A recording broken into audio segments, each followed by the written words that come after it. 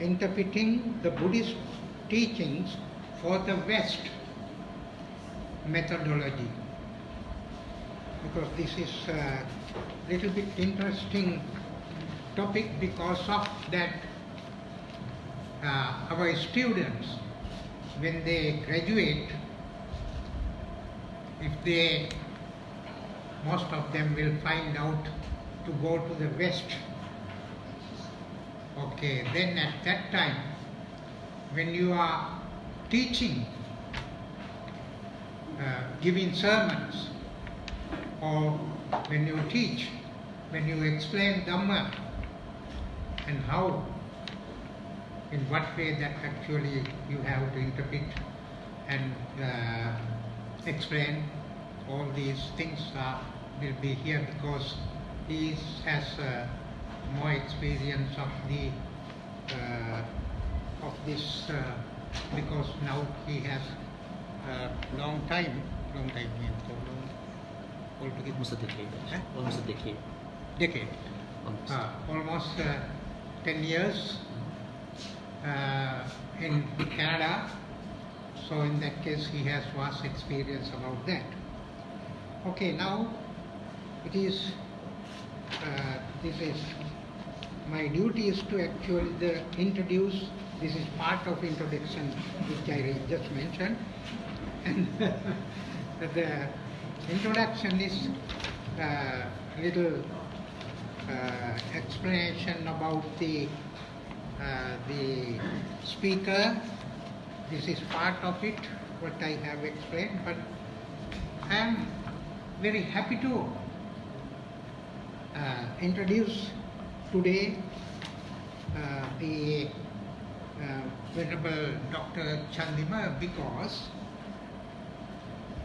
he is one of my students quite a long time back.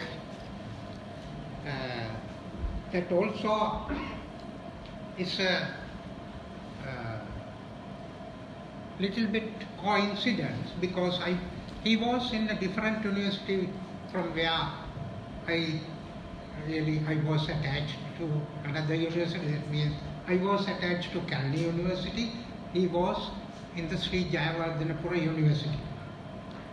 At the time of my last sabbatical leave before retirement, and I got a chance to go for 1 year to Sri Jayawardhanapura University to teach. At that time, one of the students, normally after when we teach, and normally not undergraduate students very much coming to meet the teacher, no? Normally that is the way. Postgraduate students, of course, and they have various other things to discuss, and so that normally they come, but undergraduate students not very much, they come after the teachers. But he was, at that time also, he was coming after me and talking and asking about me, and ultimately we got very friendly. So then that was the start, and since then, and we have very much connection. Then he went to Canada, and Canada, though he is in Canada, we almost have the communication on the Skype and telephone and so many ways, because and we have a lot of things to discuss actually about Dhamma and so on, because sometimes and he has to give the sermons, and at that time and teaching in the Victoria University, that was also, and he was doing Buddhist as subject, and various kind of explanation, and he has to have some kind of discussion and debates also. And at that time, okay, right, yes, of Venerable Chandima, no?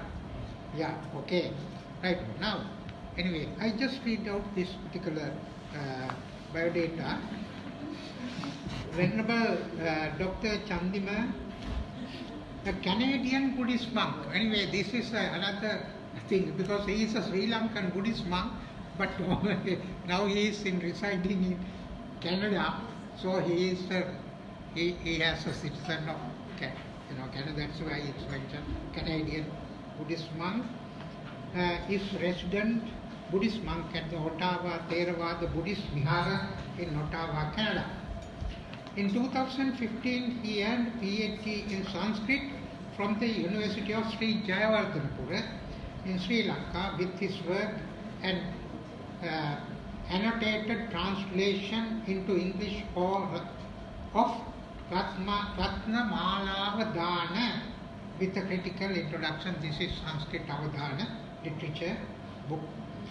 Majoring in Sanskrit and minoring in both Pali and Buddhist philosophy, he earned the BA with first class honours in 2008, receiving the Sri Soratha Gold Medal as the student with the highest mark in the Faculty of Humanities and Social Sciences at the University of Sri Jayawardhanapura. Because this is particular award, this is the after 50 years of inception, that particular award, and he is the first time he received it with the highest mark. Recipient of the University of British Columbia Faculty of Art Research Grant in 2016-17. Venerable Dr. Chandima has lectured in Sanskrit at the University of Victoria, where he had that video also sent to us, British Columbia, BC. The University of Sri Jayawardhanapura and the Buddhist and Pali University of Sri Lanka. He served as resident Buddhist monk at the Alberta Buddhist Vihara Association 2016-17 and at the Buddhist Vihara Society in British Columbia 2011-16, where he was also principal of the Dhamma School. From 2012 to 2016, he served as the Theravada Buddhist chaplain at the University of British Columbia, Vancouver. That is another very good occasion. Normally we have a lot of communication because as he was a chaplain in the British Columbia University, and a lot of his students came to meet him just to get some advices of Buddhist way, and at that time he had a lot of communication with the university students, so it was a very good experience because normally he used to talk to me also all this information, that some of the information very good to hear about that.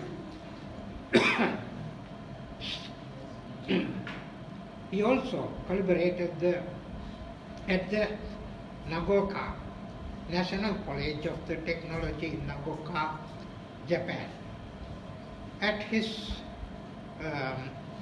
YouTube channel, Authentic Buddhism, he presents a fluent and articulate rendition of the original Pali Suttas, carefully striving to avoid anything that would blur or distort the words of the Buddha. Okay, this is the about him there. Okay, now I invite him to present his talk, speak to the audience. Okay.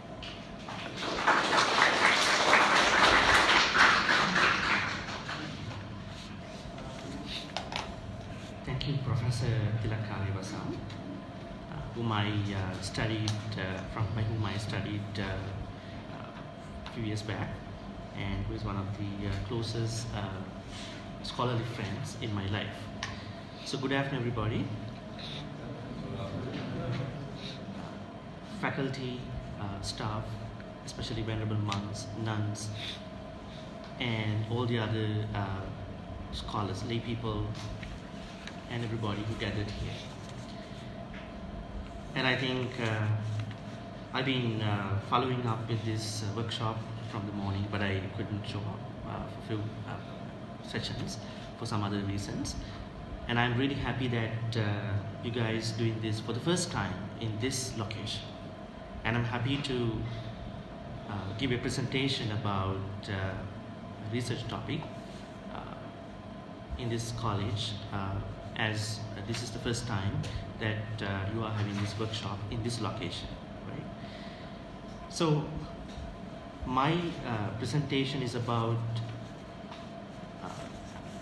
something different than the theoretical background of I guess the other presentations. The other presentations, I guess, they are more about the theoretical backgrounds and how you can write a thesis, how to find a research topic. And I think I saw that there was a presentation a while ago about how to cite, styles, right? So it's really good, right? So I'm gonna talk about a different topic. This topic is about interpreting the Buddhist teachings for the West as a methodology. Now, a lot of people, they interpret their Buddhist teachings for the West and the East, but I'll be specifically talking about this topic as a methodology, so I can fit this into this workshop. Okay? Maybe a potential researcher from you guys can can do a research about this topic, or some of the very important facts of this research in the future. As Professor Kariyawasam mentioned in the morning, that young scholars are a desideratum, that they are the cream of the scholarly academia, because you are pretty new to the research field, so that you need to choose how to switch from that traditional bias from that into this research understanding, and to do new researches as well as innovative topics, especially in these colleges. Okay, let me start my topic by giving you an introduction of this topic. Interpreting the Buddhist teachings for the West methodology. You may know that the Buddhist teachings were spread across in the Europe in the 17th, 18th centuries. I guess mostly they were actually spread across in the 17th centuries by the European scholarship. It was really good. They approached some of the prominent monks in Sri Lanka and in other parts of South Asia and Asia, and they learned Pali and Sanskrit, and then they went back maybe after their civil service in the British India or British Ceylon at that time, and in other countries as well, and then they started translating the canon into English in the best possible way that they thought. While appreciating those attempts to spread across that type of attempts, but we're gonna look at where things have gone wrong, especially when it comes to a discussion of how to interpret the real Buddhist teachings into the West as a methodology. So first, I'm going to look at sources that resources we can see, we can have on internet. Now in sciences, if you look it up something on Google, for example, let's say you have an eczema, you have a medical issue, you most probably look into the real authentic information on internet. If you really know what are the real websites. Let's say if you have an eczema, you're gonna look it up the American Dermatology Association, right? Whereby you see the real authentic information about particular skin diseases, right? As well as the other scientific type of things. But when it comes to Buddhist teachings, if you type something on Google or somewhere else, any browsing place, you get to see a lot of information. There may be some scammers, there may be some spam stuff, there may be some advertisement, there may be a lot of erroneous information which you don't know. which you might tend to believe. That's why we need to know how we can find out real information about Buddhist teachings, especially when you are a scholar. Now, a lot of people, they look it up information on Wikipedia, which is not a good authentic type of information hub, but you can see some information, but it may not be scholarly, especially when you when you cite some information from Wikipedia. I think a good scholar might not believe in what you are citing in there, right? Now, the first thing that we can see on internet or Google is to find a translation. Okay, as you know, there are a lot of translations of text, Buddhist texts, with Pali, Sanskrit, Chinese, or different other versions of Chinese Buddhism, Tibetan. Now, I'm speaking on behalf of Pali text. Now, there are some issues of many translations, but they are good attempts. There are a lot of good things that we can learn, but there are a lot of misinformation. Now, one of the translation issues that I can tell you is that, now, I would cite one example from one sutra. Now, this is Kalaha Vivada Sutta in the Sutta Nipata, okay? The minor text under Nikayas, right? So, one of the translations that I found, I don't want to mention the name and the person who translated, that I found that there was this Pali stanza that I can read for you. Ekang is Satcha Nadutimanti, which I was talking to Prof. Tilak Kariyawasam about this the other day. Ekang is Satcha Nadutimanti. So the translation was given as there's only one truth and no other. Okay? In one language. But if you know some Pali, it's pretty easy to understand. The truth is all the time one-fold. The truth cannot be two-fold. It's going to be a lie. So, Satcha has different meanings. It could be the Four Noble Truth, but in this case, it's the generic meaning of Satcha. That's the truth. So, what it says is, there's only one truth, there can be two truths, which means it's going to be a lie. But one translation was given as there's only one truth, that is to be dukkha. The translator was actually referring to Four Noble Truths, and he picked up the dukkha part. So you can see dukkha samudaya satya, dukkha what's the first one? Dukkha Arya Satya, Dukkha Samudaya Arya Satya, Dukkha Nirodha Arya Satya, Dukkha Nirodha Gamini Arya Satya. Okay? So the translator was depending on a different set of books, at the same time looking at this one word called Dukkha, Dukkha, Dukkha. Thought like there are no four truths, there's only one truth, that is Dukkha. Actually, then I looked up some of the commentaries, especially the commentary of Sutta Nipata. I guess it is Paramattha Jyotika, I guess. I can't remember. The commentator has given the same meaning, which I believe the person who translated this early text in the Khuddaka Nikaya called Kalaha Vivada Sutta pretty much depended on the commentary, without using his Pali knowledge to understand this stanza. So in this way, there are a lot of problems. I'm not saying all the translations are not good, but you need to use your own Pali knowledge as well when you want to understand the Pali, especially text. So when it comes to the West, we get to see that in the West there are a lot of issues, especially when it comes to the word-to-word translations.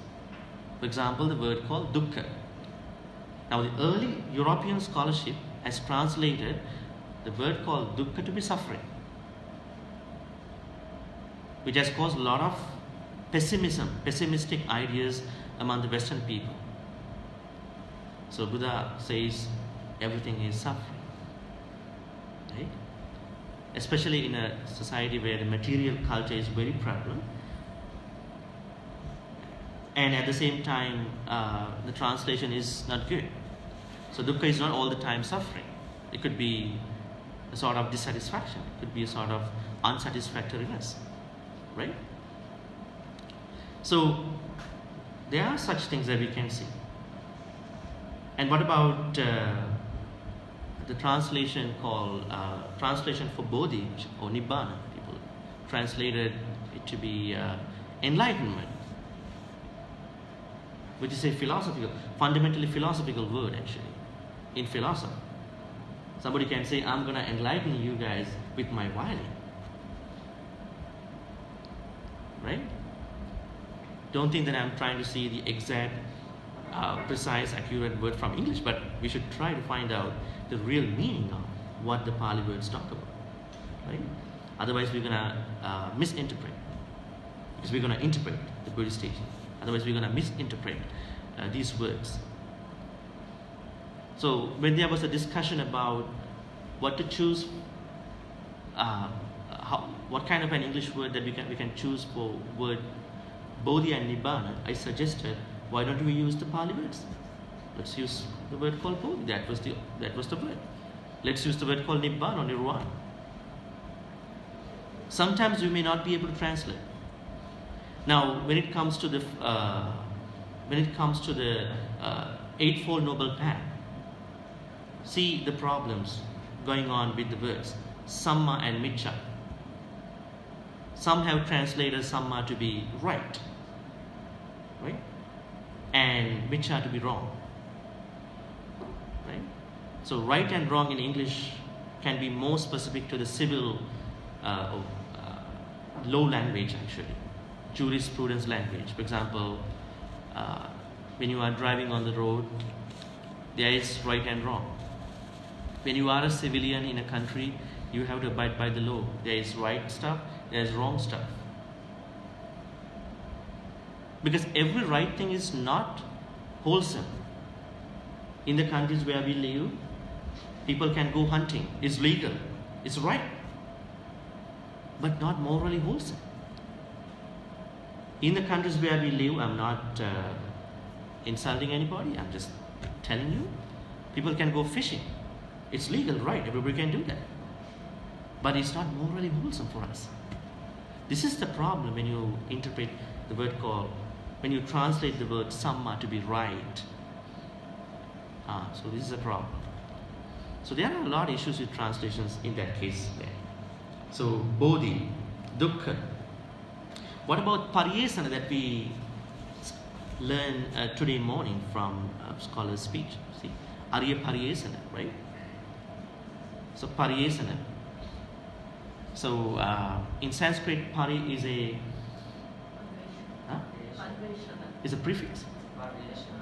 Yeah, pari and pari plus esana. Esana is to search, right? So pari is to search inclusively. So search from all the aspects, not just from one aspect, which should be the main aim of research. Sometimes a researcher can only look at one side of the problem.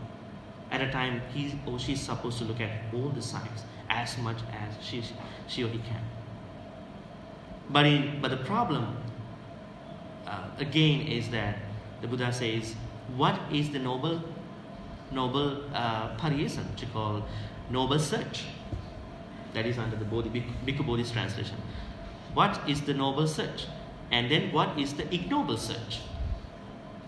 What did Buddha say? If someone is being born, one does not find out why I am born and how to stop becoming. If someone is subject to decay, one does not find out how to stop being decayed. If someone is getting sick and subject to getting sick, if one does not see why I'm getting sick, and then how to stop this particular sicknesses. If someone is being born into a life where the death is inevitable, if one does not try to stop that coming, so that is the ignoble search. If someone is looking at how to stop those stuff not coming, then that is the noble search. In which case, we all doing not the noble search in that case.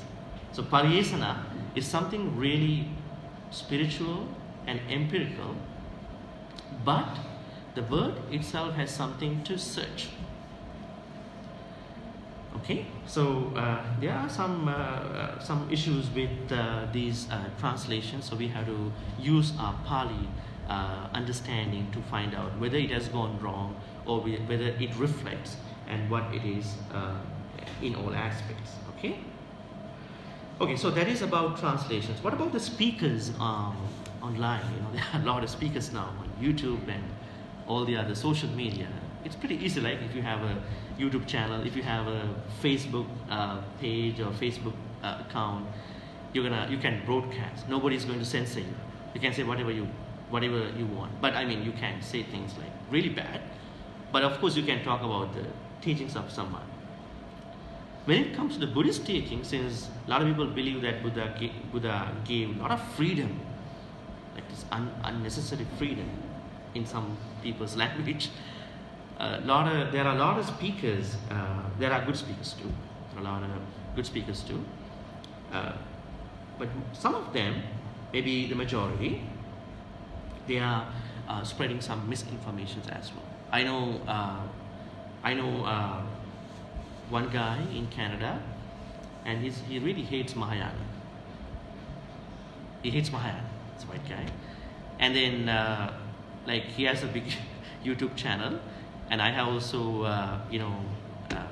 hosted one of his talks sometimes back, and he says Mahayana is Mara. Mahayana is Mara, and I was having a very friendly discussion with him, as not just as a Theravada monk, because I'm trying to tolerate all the teachings. I understand that the importance of taking all these traditions as developments of the Buddhist teaching, not as specific traditions, right? But he doesn't want to accept. There are a lot of other people like that. They're going to actually ruin the innocent mind of people in there. That's why there is a need of good scholars and good speakers who really know these developments and the consistency of the Buddhist teachings across Theravada, Mahayana, and all these things. There could be some differences, like in terms of presentation, in terms of cultural, territorialized, and some ritual aspects, but doesn't matter. The main teachings have a consistency or development, so we need to make a culture, we need to make an atmosphere from where anyone or any scholar want to spread the truth of the Buddhist teachings by interpreting by interpreting the authentic teachings of the Buddha. Okay. Now, one other thing I wanna share with you is the breathing meditation in the West. Now, there are a lot of traditions going on about how to practice breathing meditation in the West. Now, there are new movements going on about breathing meditation from Theravada itself, but I find some differences, some issues as well. Now, in the Anapanasati Sutta, in the Majjhima Nikaya, what it says is that Buddha didn't ask anybody to locate your breath, right? Parimukhaṃ satin upattape. You're not going to locate your breath. So that's what the Buddha says in many sutras, even in the Virimana Sutta, I guess. But there are new people, there are new movements going on interpreting breathing spots, abdomen, and a lot of things. So I mean, I guess people like to locate their breath, so that would be an easy thing for them to practice meditation, breathing meditation. But the text doesn't say to locate your breath. There's no understanding about that. So there are some practical issues as well about some major things that many people like to practice from Buddhist teachings in the West, maybe in the East as well. Okay. Now I'm gonna talk to you about some of the challenges, issues, and some solutions for these problems as a methodology in interpreting the Buddhist teachings for the West. The first thing is, I understand. Now, when you present Buddhist teachings for the West, let's say, as the professor mentioned, one of the monks or some of you would like to, move into one of the countries in the West. So probably you might not understand how people think in that part of the world. I'm not saying I'm an expert about that, but I know something much better than you about the people mindset. So the first thing is understanding the Western audience. People in different Western countries have different perspectives, but they are okay in terms of the mainstream Buddhism. But for example, I would say when I was doing when I was doing a meditation program, I was usually asking, which meditation do you guys want to practice with me? And most of the people in the United States said to me that they would like to practice loving kindness meditation, metta meditation, not the breathing meditation. Especially the people, students in the universities, not the hardcore practitioners in the retreat centers. Okay.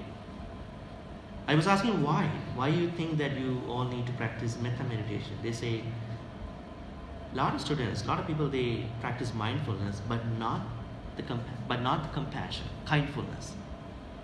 So they are losing respect for each other. They are losing this understanding of respecting each other. So they are more probably wanted to compete, and then at some point they're going to shoot each other. So we want to practice compassion over mindfulness. Now, mindfulness has been a very buzz word in the West. So I think the new trend in the West is to talk about compassion, how to spread compassion, how to practice compassion, because people are lacking in compassion. I think some people, they use mindfulness to compete each other. Okay, I want to focus better than him. I use vipassana for that. So they're going to use this wonderful practice called mindfulness, sati practice, to compete and then to get affected with a lot of bad defilements. Okay, so as I told you, we need to understand that specific Western audience of the country. Okay. The second is the coining relevant concept of Buddhist teachings in the proper way. Now, I know a monk. He was visiting that country, and then there was a funeral happen, and because he was a senior monk, my friend and other monks invited him to give a talk in the funeral. He can speak English, but he doesn't know the culture there. Okay. Now this was a problem, and he started giving his talk by giving this stanza. What was it? I think I should remember the stanza. Anauhatu tatu aga. Am I right? Ananunyatu ito gatu. Yatagatu tatagatu ka tatta parideva. It's a very famous stanza. Many Sri Lankan monks, to my understanding, they use this stanza to give a talk in a funeral in Sri Lanka. Maybe other monks as well in other countries. What does it mean? So the person who passed away has come here without being invited. Without being invited, the person left. Man or woman, whoever. So the person came without being invited, left without being invited, and he came in the same way, he left the same way, so why do we work? Right? This was the meaning of the stanza. So this monk gave this talk with this stanza. So the audience, they were not actually showing any different vibe, but they were just, it was a funeral. Nobody want to show a happy face or an unhappy face. Just neutral aspect. But after a week, my friend, one of the persons who were there, she actually contacted my friend after the meditation. Bhante, can I talk to you about something? And then she was telling something about funeral. Something happened in the funeral. And what she was telling him was, okay, there was this talk going on that day. I really appreciate that talk, that particular month, but we as Americans don't think that we should underscore the suffering, worry of someone's death just because of this. See what has happened. The Gatha, the stanza is okay, but it was not the right audience to say that. That's why I'm saying we have to interpret, we have to coin the right relevant concept in the right situations when you are in the West. Okay? That's one thing. And I would also like to talk about Kalama Sutta, which Professor Kapil Abhivansa talked about it, I guess. As he used a nice word for that. What was that? Free open mind, something like that. Okay, that was a nice free inquiry mindset or something. It's really nice how he coined that. Anyway, so the Kalama Sutta has been wrongly interpreted by many in that part of the world. To my understanding, okay, how they misinterpret. I have met a guy actually. He has the same understanding. Okay, the Buddha said, do not believe anything by tradition. Do not believe anything by heresy. Do not believe anything by books.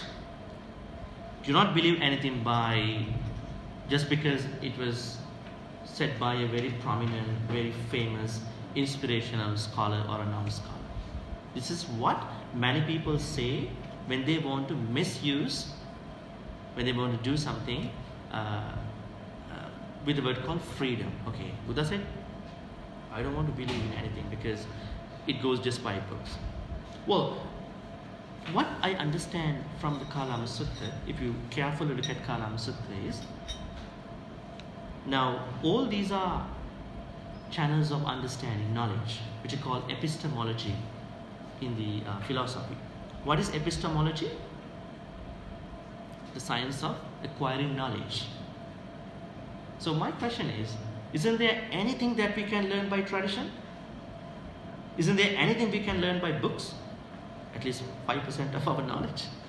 Is there anything we can learn by a famous or non-famous scholar, non-scholar?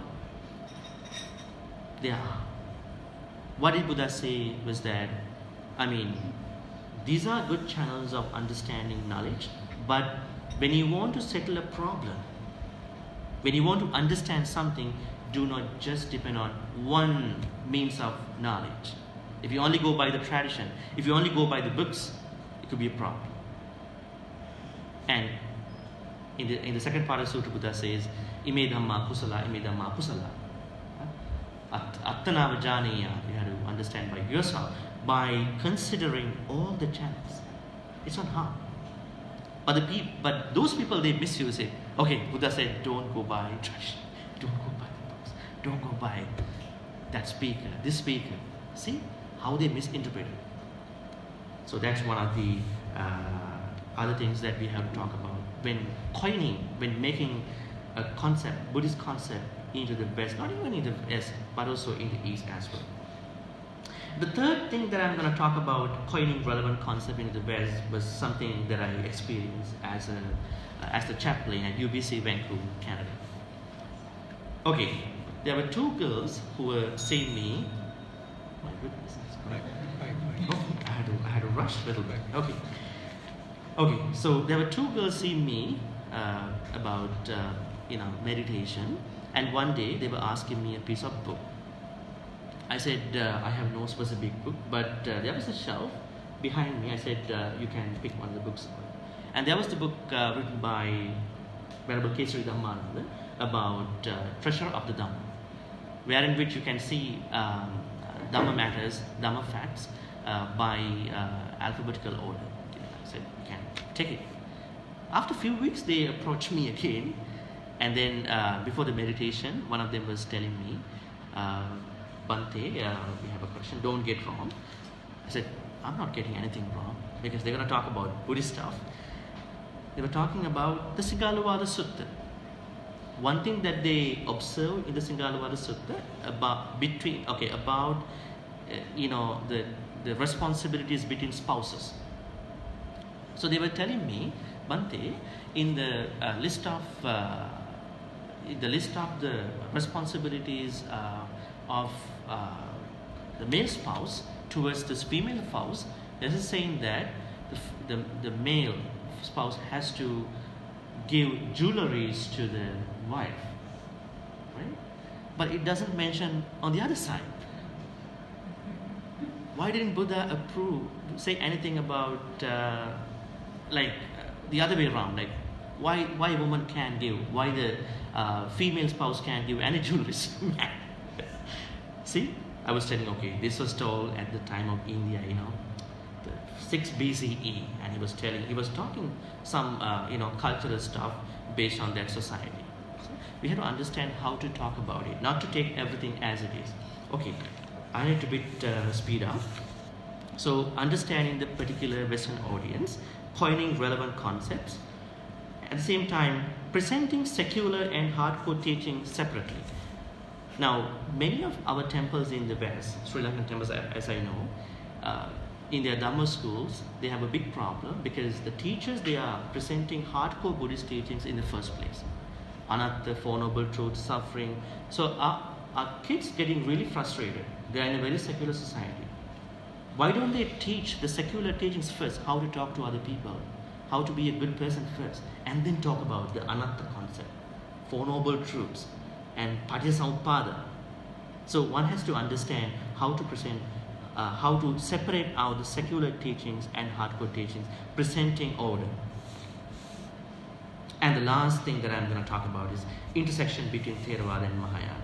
As I told you, now there's a trend among the Westerners. They really want to follow all the traditions. They don't proclaim, I'm a Theravada Buddhist, I'm a Mahayana Buddhist, I'm a Vajrayana Buddhist. They want to say that we are Buddhists of all the traditions, right? So one doctrine, many traditions. So that is actually going on because there are a lot of people becoming atheists nowadays. They have no religion, they have no specific tradition there. They're becoming atheists not because they're going to underscore the religion, but because they say we are not religious but spiritual. So we need to understand all these aspects at least to interpret Buddhist teachings into the West so that you will make a good methodology in understanding what you are supposed to talk in there. And I hope that one of you as a young scholar will give a try in understanding and making research one day. I think that's all in my presentation. Thanks so much.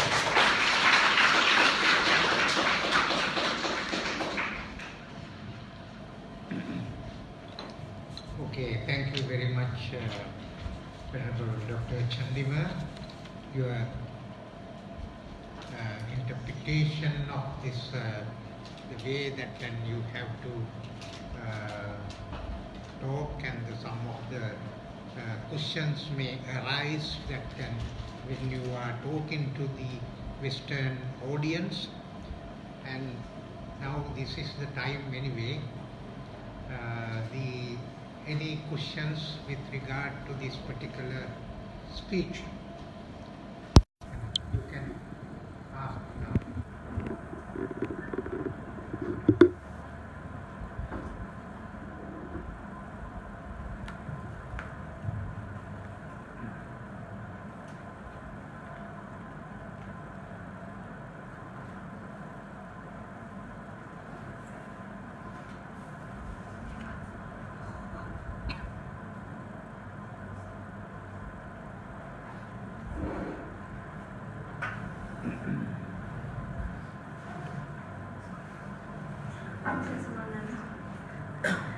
just want to know if you want to recommend one dictionary, Pali to English, which one will you recommend? Because translation is very important, you said. Very good question. Yes.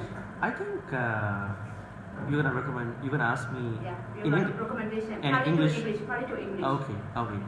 I would recommend Venerable Thanissalo's translation, where you can find by typing access to insight on Google, access to insight. At the same time, Bhikkhu Bodhi's translations as well. Thank you. Yeah, no problem.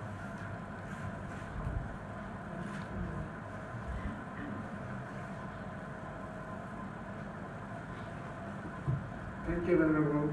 Not a question, but just a comment. You are referring how we should prepare ourselves to teach in the West, and the examples they have given, like grief situation mentality when someone passes away, and then while you are teaching kids in the West. Indeed, all the examples you gave are also relevant to in this very village or where I come from.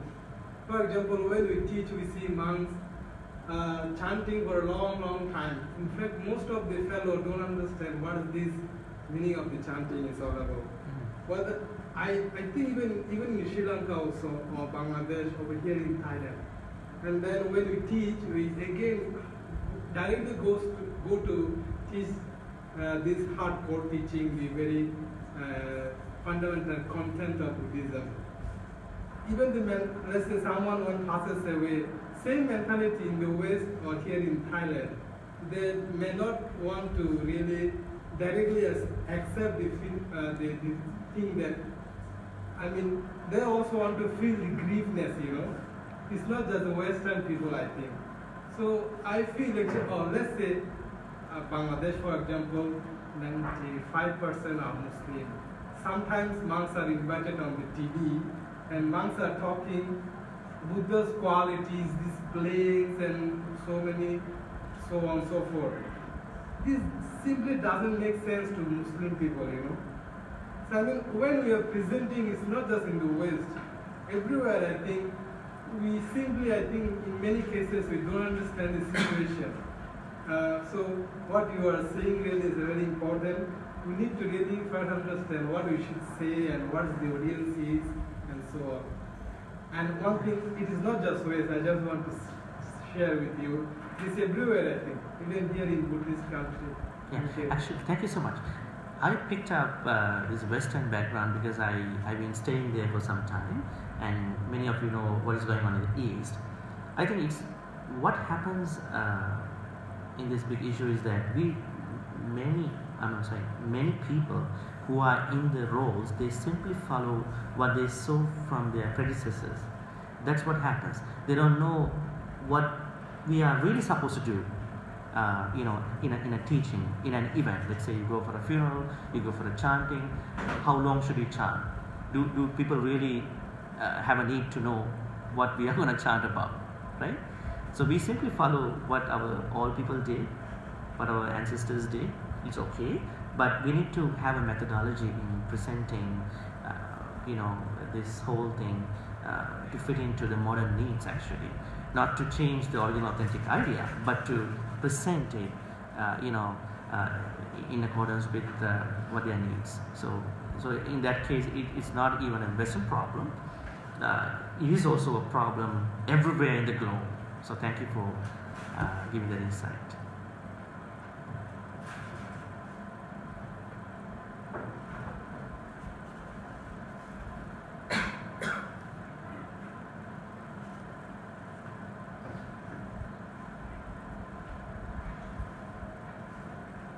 When I heard about that particular problem of talking, it came to my mind a very good simile to give, because some monks, normally we can say that religious robots. Robots. Robots. Yeah. Because I have seen some of the films. In the hotels, some of them are really trained robots. when someone comes, give certain kind of questions, and answer something like that. So in the same way, because some of them are really trained to do some kind of thing. So then they just go and care, they don't think about the way that can as circumstances and other things, what should really speak in this way and that sort of things. So then that becomes religious robots.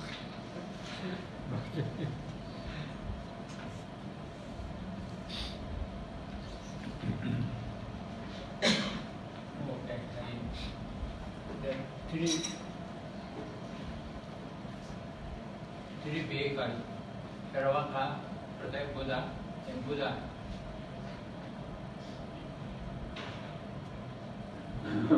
There are three vehicles, Saravaka, Protect Buddha, and Buddha. Among the three, in Theravada, also there is some Buddha, one who becomes Buddha. Then in Theravada, one who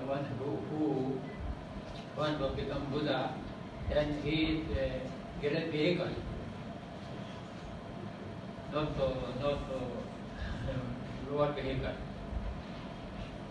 No, the Buddha is the highest type.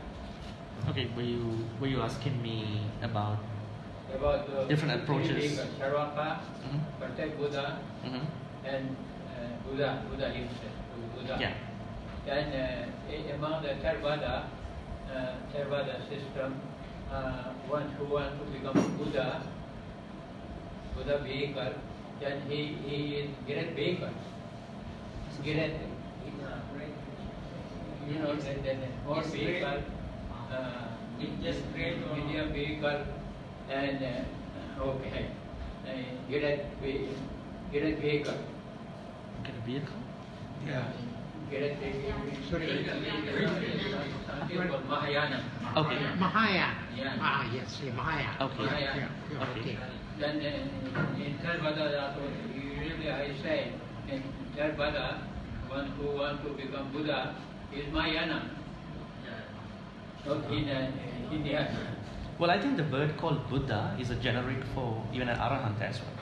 So all are, now in Theravada, they say Samma Sambuddha, Pacheka Sambuddha, Pacheka Buddha, and Arahanta Buddha. Yeah. So Buddha is a generic term for anybody who's attaining Nibbana.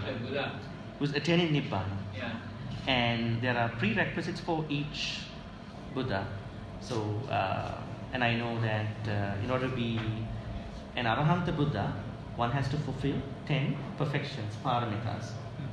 While in order to be a Pacheka Buddha, one has to fulfill 20 paramitas, perfections. Yeah. And to be a Samma Sambuddha, one has to perform 30 perfections. Among the Theravada, there is one who wants to become perfect Buddha, then he is get a vehicle. Get a vehicle? Yeah. Okay, that is out of my knowledge actually. Sorry about that. Mahayana. I think we don't talk about vehicles in Theravada text, I guess. But anyway, thanks for the Mahayana. Yeah, Mahayana. He is Mahayana. Therefore, I think there is no Theravada, so there is the Mahayana. And he wants to add something? Yeah? I think I like to help them. Yeah. He's my one of teacher. Okay. May I help behind? Okay. He's not go against. He won't say the same way. If someone following the Theravada, at that same time, he wished to be a Buddha, he is also the great vehicle. He is also the Mahayana. Okay. So there's no contradiction. There was no differences. Yeah. If someone practicing Theravada, but also there are two ideas. One thing is that, another one is, if some who not have wish to become a Buddha, Pacheka Buddha, Arahanta, he is lost from the body, the spirit vehicles, he is Inyana. Okay. Who doesn't have the idea to be Arahanto, Bachik Buddha, or anything. He is the person who inherited. If someone wanted to be a Buddha, Bachik Buddha, Arahanta, he has a great idea. He is a Mahayana right there. Am I correct, no? Yeah. Thank you. You should be there actually. So that we know things really well. So, Thanks for the being assistant. You know. It's very good, yeah. But so actually, this occasion I like to use. Maybe it's maybe personal. Prof. Tilak Kariyawasam was one of my teacher in Gangodawila University. Also, at the same time, Dr. Chandima, Gangodawila Chandima was also there. So, I would like to express my feeling. I am so happy to see you here. Thank you. And also welcome with my college.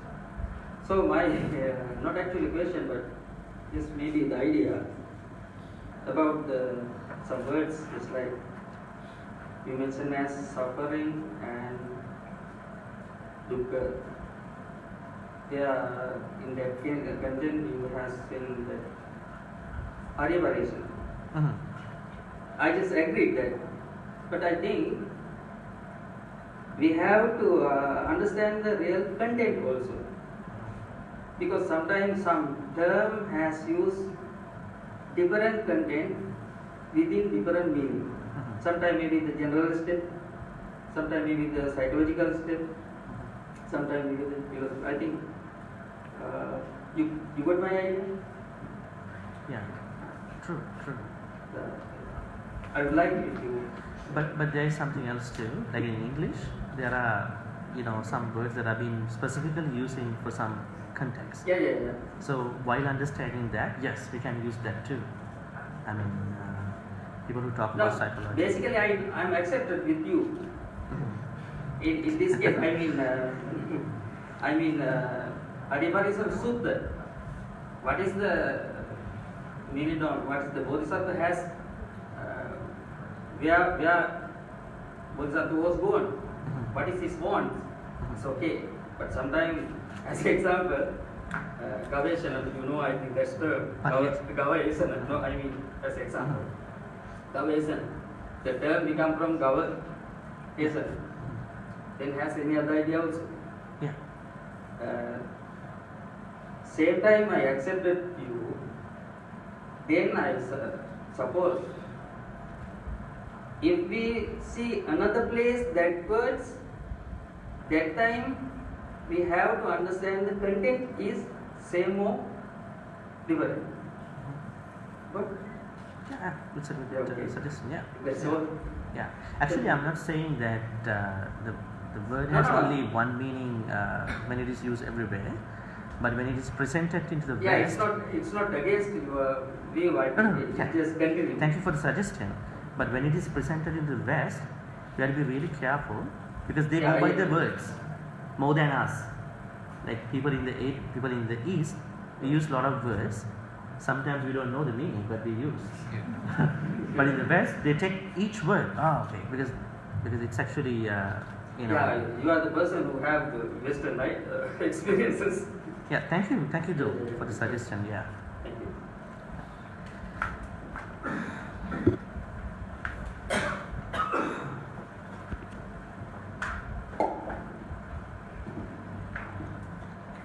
Thank you very much for your wonderful